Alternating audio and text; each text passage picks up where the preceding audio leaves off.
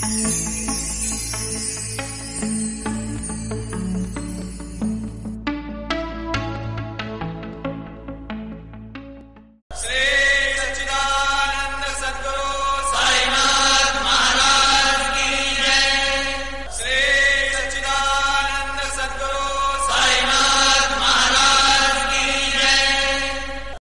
श्री साई नाथाय नमः। आज इस एपिसोड में हम बाबा के कुछ अन्य भक्तों के लीला के बारे में वर्णन करेंगे। ये लीला कोलंबो के डीवी सांभरे का एक लीला है जो उन्होंने एक पुस्तक में बयान की है।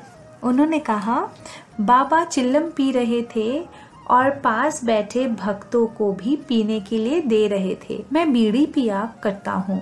मैं बाबा से कुछ दूर सीढ़ियों के पास बैठा था। मेरी इच्छा बाबा की उस चिल्लिम की एक दो कश लगाने की हुई। जैसे ही मेरे मन में ये विचार आया, बाबा तुरंत बोले, अरे पोरा इकड़े लाओ कशाला वसला चीली धबा, अर्थात ए लड़के तुम यहाँ आओ, इतनी दूर क्यों बैठे हो, नजदीक आओ, चिल्लिम पियो। और मुझे चिल्लिम थमा दी। मैं भी उस समूह में शामिल हो गया और कुछ कश लगाए। मैं बाबा के अंतर्ज्ञान को वो चिल्लिम देकर, दिखाई गई दयालुता को देखकर प्रफुल्लित हो गया। धूम्रपान के अलावा मुझे शराब पीने की भी बुरी लत थी। 1 फरवरी 1917 को बाबा मेरे स्वप्न में आए और मेरी छाती पर बैठकर बोले, पोरा काय कते, यानी लड़के तुम क्या कर रहे हो। अगले दिन ही मैं किसी भी शराब को न छूने का प्रण कर लिया। 15 फरवरी 1917 मेरे लिए परीक्षा का दिन आ गया। मेरे दफ्तर के मैनेजर अपने बच्चों को विदाई पार्टी दे रहे थे। मुझे भी पार्टी में आने का निमंत्रण मिला था। उन्होंने मुझे सोडे के साथ शराब को मिलाकर पीने के लिए जोर। मैंने उन्हें समझाया कि डॉक्टर ने मुझे शराब पीने के लिए मना किया है। मौज मस्ती करने वाले इस समूह को मैंने बाबा के नाम के विषय में नहीं बताया। मेरे मैनेजर अभी भी मुझे शराब पीने के लिए जोर दे रहे थे। तभी एक चमत्कार रूपी सहायता मिली। अचानक बिजली गुल हो गई। मेरे मैनेजर इसका कारण जानने के लिए बाहर चले गए। तभी मेरे पड़ोसी मिस्त्री ने मेरे गिलास की शराब पी ली। मैनेजर साहब ने वापस आकर मेरा खाली गिलास देखा तो यही समझा कि उस गिलास को मैंने पिया है। बाबा द्वारा दक्षिणा मांगने के पीछे नैतिक आचरण, वो सदाचार से संबंधित उपदेश व शिक्षा छिपी होती थी। जैसे अहंकार का त्याग करो, लाभ, कामुकता व अति लोभ की लालसा का त्याग करो, छल कपट से दूर भागो, धार्मिक बंधन व कर्तव्यों का पालन करो आदि। इस घटना के कुछ महीनों के बाद मैं शिरडी में था। बाबा ने मुझसे दक्षिणा नहीं मांगी, हालांकि वे औरों से मांग रहे थे। मेरे विचार से बुरी लत का छूट जाना ही उनकी नज़र में एक प्रकार की दक्षिणा थी। इसीलिए उन्होंने मुझसे दक्षिणा नहीं ली, वो दक्षिणा देने से मुक्त कर दिया। मैं वाड़े में अपने मित्रों से इस मुक्ति की ढींग मार रहा था। तभी बाबा की ओर से बुलावा आ गया है और मैं मस्जिद चला गया। बाबा ने मुझसे दक्षिणा में 2 रुपए मांगे और मैंने दक्षिणा दे दी। वहाँ पर एक अन्य भक्त भी उपस्थित थे। उनके पास कुल 18 रुपए शेष बचे थे। वो उन्होंने गुप्त रूप से मुझे दे दिए थे ताकि बाबा द्वारा दक्षिणा मांगे जाने पर वो सच बोल सके कि उनके पास देने के लिए रुपए नहीं है। जब मैंने मस्जिद जाकर अपने 2 रुपए दिए तो ये सज्जन भी वहीं खड़े थे। बाबा उसकी ओर मुड़े और उसे दक्षिणा में 2 रुपए मांगे और उसके बचने के कपटी उपाय को रोकते हुए बोले, इस व्यक्ति से लो, मेरी ओर इशारा करते हुए, और मुझे दो। उस व्यक्ति की चालाकी पकड़ी गई। उसने मेरे पास रखे हुए रुपयों में से 2 रुपए लेकर बाबा को दक्षिणा दी। यह व्यक्ति मुगावट मुंबई में एक प्रेस के मालिक है। ये घटना बाबा के समाधि लेने के कुछ दिन पहले ही की है। बाबा के समाधि लेने से कुछ दिन पूर्व हम वहीं पर थे। जब हम वापस जाने के लिए आज्ञा मांगने गए थे तो हमें अकस्मात आ जाने वाली इस दुर्गति का आभास नहीं था, लेकिन बाबा को इसका पूर्व ज्ञान था।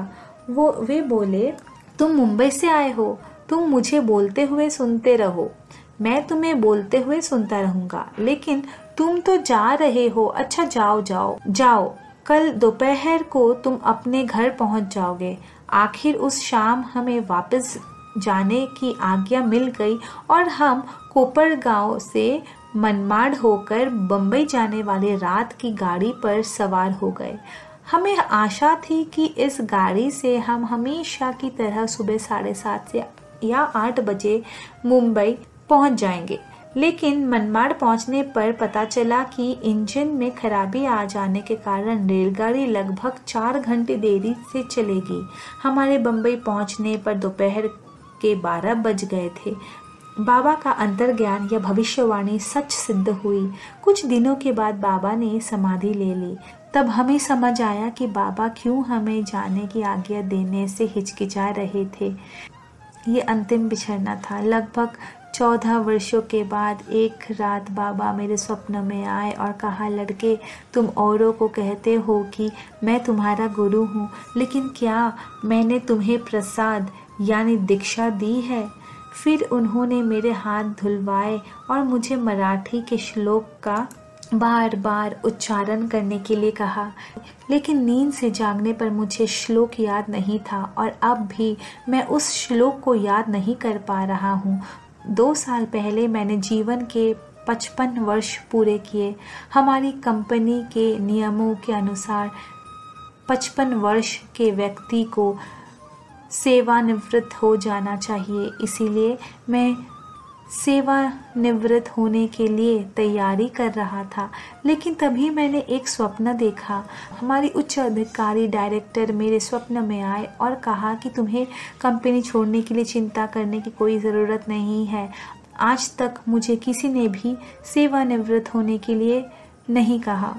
मुझ पर परिवार की कोई जिम्मेदारी नहीं है, क्योंकि मेरी 4 से 5 बेटियां, वो एक पुत्र है। मेरे सभी कार्यकलापों का ध्यान स्वयं बाबा रखते हैं। मैं उन्हें किसी चीज़ के लिए प्रार्थना नहीं करता। उन्हें मेरी ज़रूरत का पता होता है और ये उन पर निर्भर करता है कि वे हमें हमारी ज़रूरत की चीज़ें देते हैं या नहीं। उन्हें जाकर प्रार्थना करके तकलीफ़ क्यों दे? क्या वे नहीं जानते कि हमें क्या चाहिए? या जानते हुए भी क्या वे हमें हमारे लिए लाभकारी वस्तु नहीं देंगे?